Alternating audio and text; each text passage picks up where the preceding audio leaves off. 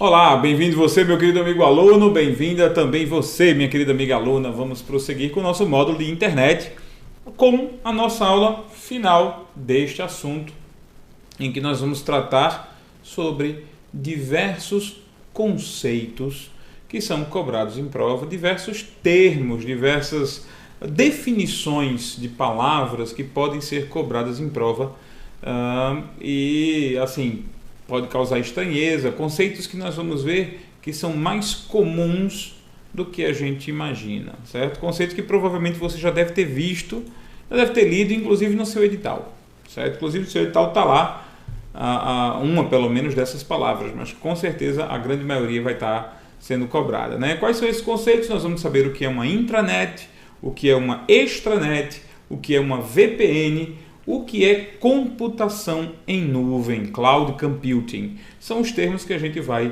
conhecer neste exato momento. Então, começando agora, o que é uma intranet? A definição bonita, a definição, vamos dizer assim, oficial do que é intranet é essa aqui. Uma intranet é uma rede de computadores privada, ou seja, de acesso restrito, que usa os mesmos protocolos, aplicativos e serviços usados na internet. Então, uma empresa ela pode fazer uma espécie de web corporativa, um serviço que ela presta, estilo web, para os seus funcionários, apenas para os seus prestadores de serviço. Portanto, uma intranet é uma web corporativa, ok? No mínimo, na verdade, a definição mínima, sem romantismo, do que é uma intranet é um site restrito aos funcionários. Se uma empresa ela oferece um site interno, um site dentro de sua estrutura, que somente os funcionários poderão acessar, e claro, para acessar é necessário que eles se autentiquem, que eles coloquem login e senha, isso é uma intranet. Não esquece isso, tá? A definição é bem simples. É um site restrito aos funcionários.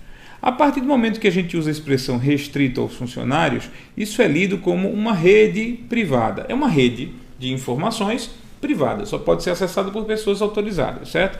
E quando a gente diz que é um site, isso aqui obedece essa explicação aqui, usar os mesmos protocolos, aplicativos e serviços usados na internet.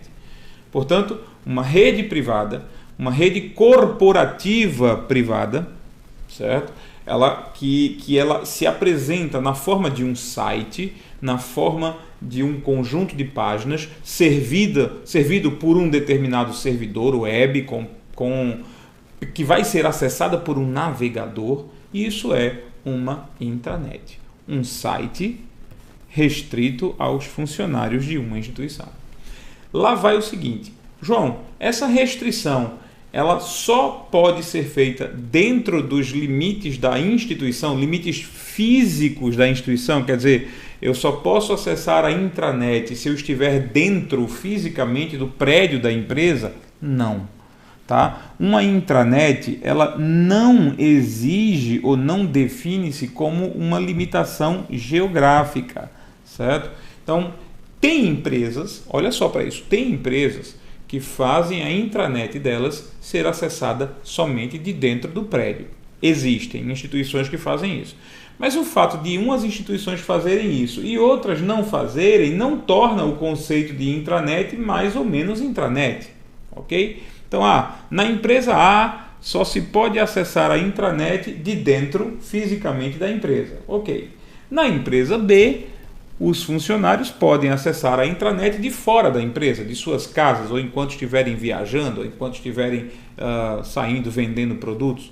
Então, isso aqui é mais intranet do que isso aqui? Não, porque para ser uma intranet, basta que seja um site, ou seja, um sistema baseado na web, um sistema que usa os mesmos protocolos, HTTP, HTTPS da web, e que seja restrito aos funcionários. Isso é o conceito de intranet. Tá? Então não existe limitação tecnológica, é uma limitação organizacional. Até porque, vou logo adiantar, a intranet, o termo intranet, ele foi usado pela primeira vez, ele foi cunhado por um documento, se não me engano, uma dissertação de mestrado da área de administração de empresas. O termo intranet nasceu no gueto da administração e não no gueto da informática. Então ela não tem muita limitação tecnológica, ela não tem muita definição tecnológica, é uma definição organizacional, ok? Assim como uma extranet. Extranet é um termo que também nasceu dentro da seara da administração de empresas, e uma extranet ela é a interligação entre duas ou mais intranets de empresas parceiras. Ok? Então veja só, eu tenho duas empresas, eu tenho uma fornecedora, eu tenho uma distribuidora e elas são parceiras. Um funcionário dessa empresa pode acessar uma área restrita no site dessa outra empresa, certo? Então a definição mais bonita, a mais simples sobre extranet é essa aqui. É o que poderá cair na sua prova se a definição for muito, vamos dizer assim, legalista, muito ipsilíteris a definição que você tem por aí. Mas o que é exatamente uma extranet? É uma parte de um site, de uma empresa, uma parte de uma intranet de uma empresa que pode ser acessada por funcionários de instituições parceiras de negócios. Então, por exemplo, é uma parte do site da empresa que permite ser acessada pelos funcionários de uma franquia, por exemplo, ou pelos funcionários de uma distribuidora, certo? Assim como no caso da intranet, a extranet exige login e senha e não faz distinção geográfica. Eu não preciso estar dentro da empresa A para ter acesso à extranet, o que é óbvio, porque se eu não sou nem funcionário da empresa A, eu sou funcionário de uma parceira da empresa A, eu não preciso estar fisicamente dentro da empresa A, correto? Então nós vamos nesse momento ver a análise de uma intranet e de uma extranet. Olha, isso aqui é uma intranet da CNI, da Confederação Nacional da Indústria, certo? Então perceba, é um site, ou seja, uma página, é um conjunto de páginas, tá? É um site que está disponível num determinado endereço da internet, que eu posso acessar de casa, por exemplo, e exige autenticação, exige login e senha. Então o usuário que vai logar, ele é funcionário ou prestador de serviço da Confederação Nacional da Indústria, né, da CNI, certo? E você tem a senha, claro, lá para identificar, para confirmar que é você. Então isso é um site, tá? É um site. Só pode ser acessado por pessoas que fazem parte de dentro da CNI, funcionários ou prestadores de serviço. Isso é uma intranet, nada mais do que isso. Ah, e qual é o programa que eu estou usando? Bom, eu estou usando um navegador, claro. Ora, se uma intranet, navegador, João, navegador, ou seja, um browser, certo? Claro, por quê? Porque se é um site, é composto por páginas. Se é composto por páginas, são transferidas por meio de HTTP, no caso aqui é HTTP, e são transferidas para o meu navegador, que é o programa que interpretará a mensagem, que interpretará o código HTML e mostrará a página para mim. Portanto, um site, uma intranet é um site restrito aos funcionários. Nós temos aqui um exemplo de uma extranet, a extranet do Boticário. A extranet do Boticário, qual é a diferença para a intranet? Bom, é que o login e a senha aqui não serão de funcionários do Boticário, da empresa o Boticário. Note, isso aqui é a extranet do Boticário. Tá? Então, o login e a senha provavelmente vão ser de funcionários de franquias ou distribuidores, ou sei lá quem mais, né? Tem os promotores, os revendedores e tal. Então, esse login e essa senha aqui não são de funcionários do Boticário, são de pessoas, são de funcionários de empresas parceiras do Boticário. Então, perceba, novamente, a limitação não é física, é organizacional. Então isso aqui é um site, ou seja, uma página, né? Contém várias páginas, inclusive essa que eu estou vendo, que é a página de boas-vindas, né? De login. Se é um site, eu vou precisar usar um navegador também.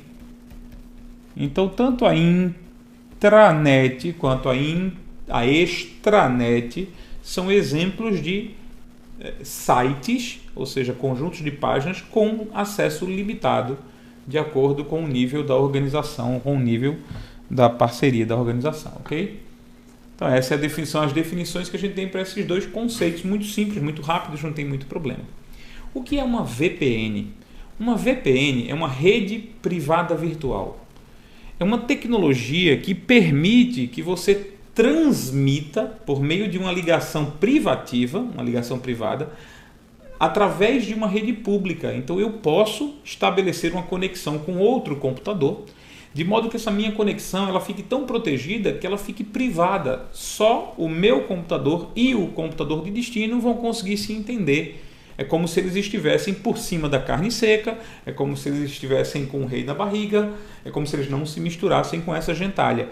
Estão usando, o meu computador e esse outro computador estão usando a internet para fazer a comunicação. Mas não se misturam, os pacotes não se misturam, a proteção faz com que a minha transmissão só consiga enxergar o outro computador. Então é uma rede privada, ou seja, entre dois computadores privativa, não deixa acesso a mais ninguém, mas é virtual, porque ela é de mentira. Essa rede não é realmente privada. Ela usa uma estrutura física de uma rede pública. Então, eu vou usar uma estrutura física, roteadores, cabos e etc., de uma rede pública. E que rede pública eu utilizo, todo mundo sabe, a gente usa a internet, né, que é de acesso de todo mundo.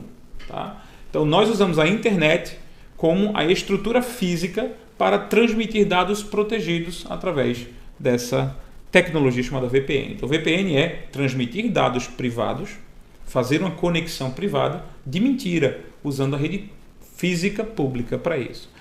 A gente usa protocolos especiais, protocolos próprios para VPN, que são chamados protocolos de tunelamento.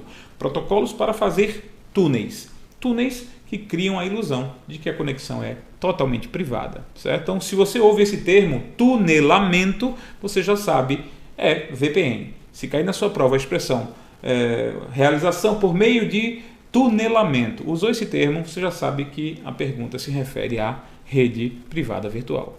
Os dados, eles são protegidos na origem, encapsulados ou empacotados, envelopados, são colocados dentro de um envelope, certo? Que só vai ser aberto, vai atravessar a internet sem ser compreendido, e só vai ser aberto no destino, por meio de técnicas de criptografia, por meio de técnicas de segurança, certo?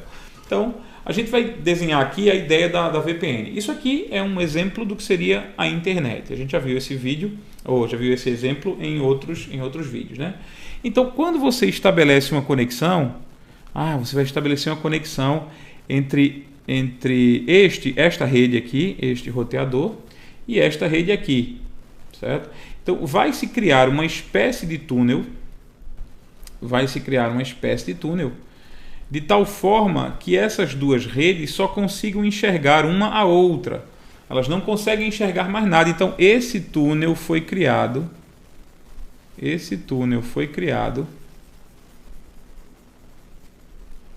para garantir o quê? Para garantir que nada mais exista ou nada mais importe além dessas duas redes. Ficou meio grosseiro o desenho, mas é mais ou menos isso.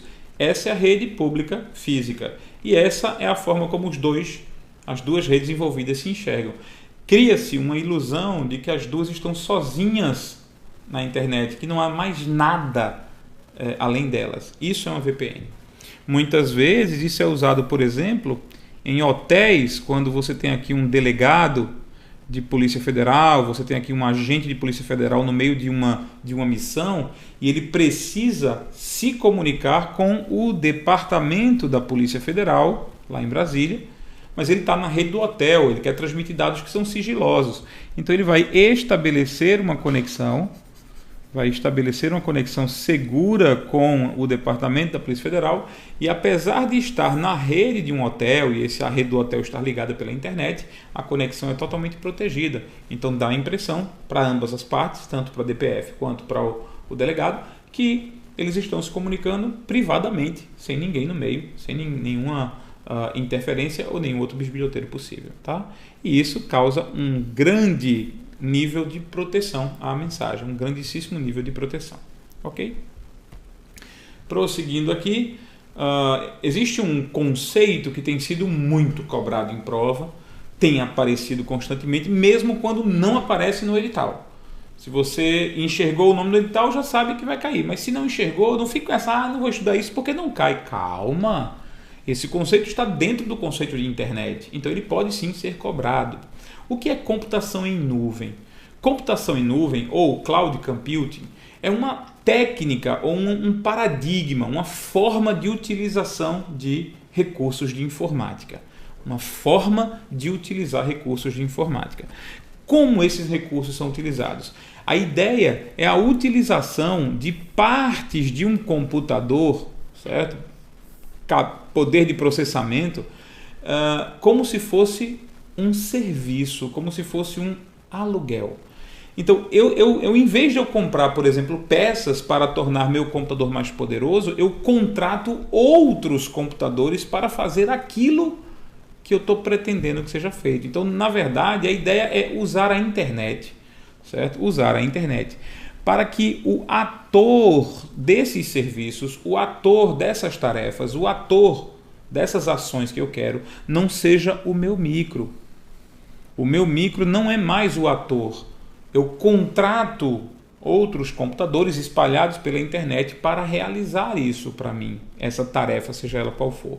Certo? Então, lembrando, dessa forma, as referidas tarefas ou os referidos serviços que eu quero que sejam prestados para mim, eles são terceirizados.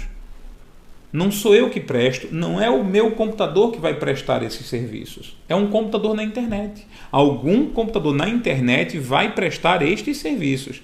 Agora, vai prestar este serviço e, claro, eu preciso estar conectado com a internet para que eles consigam, para que eu consiga atingi-los, para que eu consiga chegar neles, para então prestar ou solicitar a prestação do referido serviço.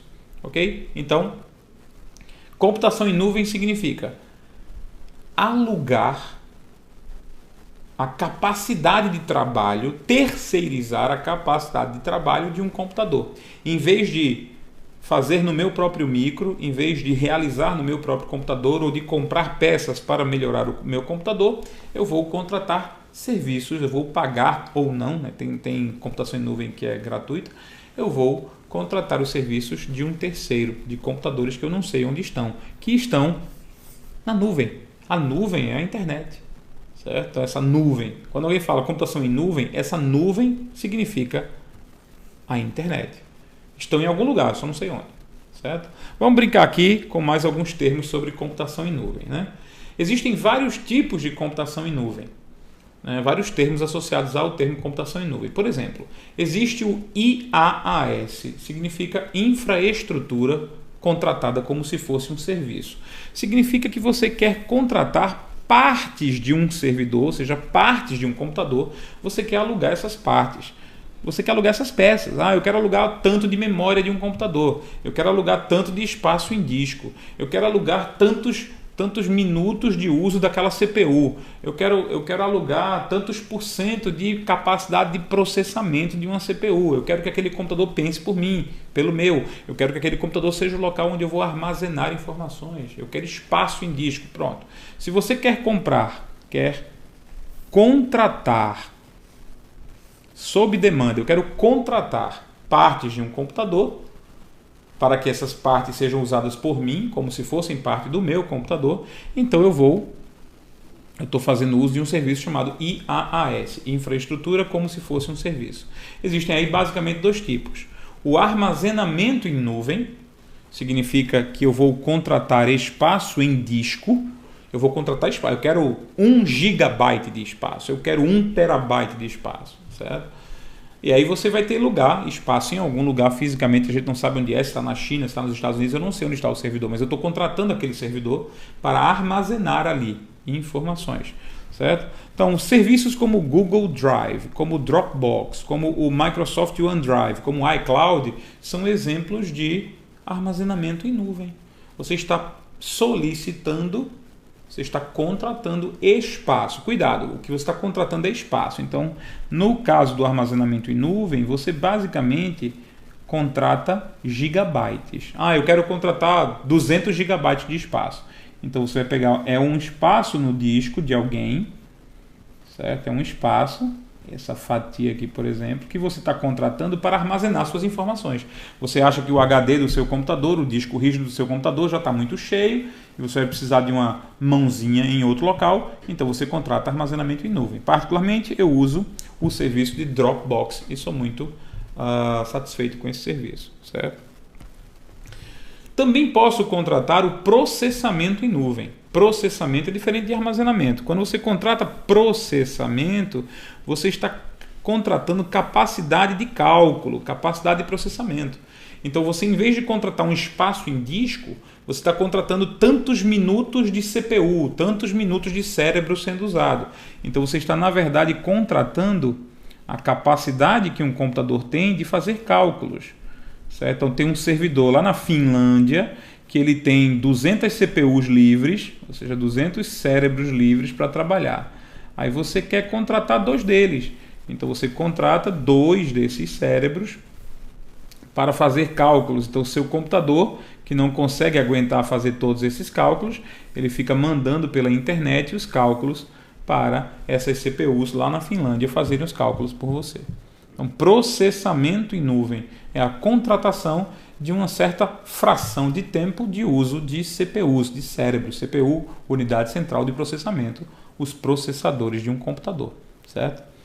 Quem usou muito isso foi o pessoal que fez o mapeamento do genoma humano. O projeto Genoma usou os CPUs de vários computadores para fazer cálculos, já que se todos os cálculos do mapeamento do genoma fossem feitos num único computador, demoraria muito tempo. Então, ele usou serviços de processamento de diversos computadores ao redor do mundo. Tá?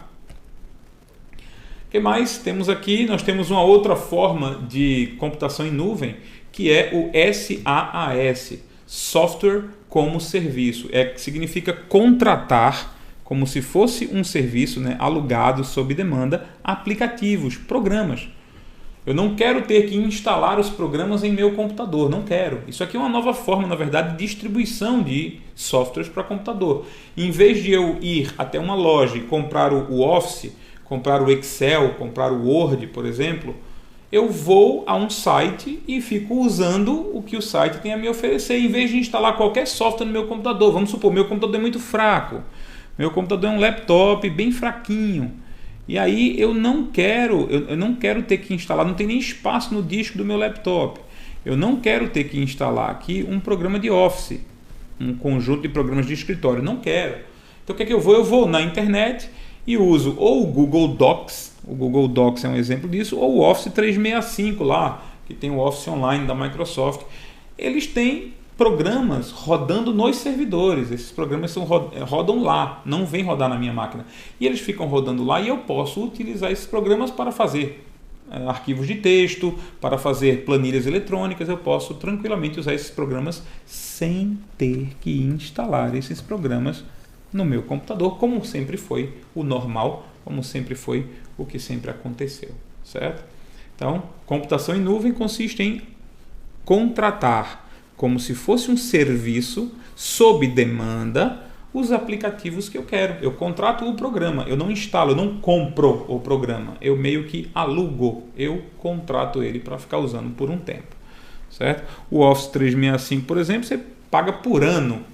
Você paga por ano. O Office 365, apesar de você pagar como um serviço, você tem a opção de instalar em seu computador.